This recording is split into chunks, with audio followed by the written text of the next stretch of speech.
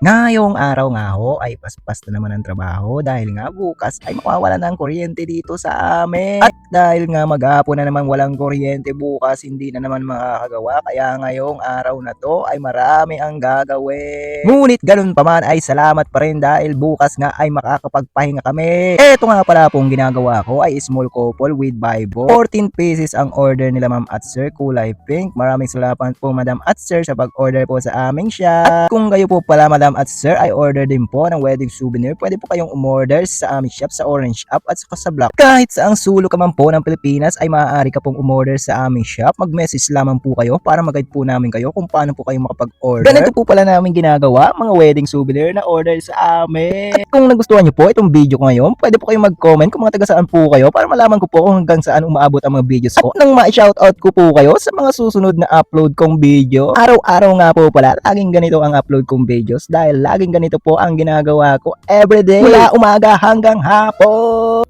Eto na nga po pala ang aming finished product. At kung umabot ka man po sa last part ng video na to, paki-like and share naman po, paki-follow na rin po. Maraming salamat!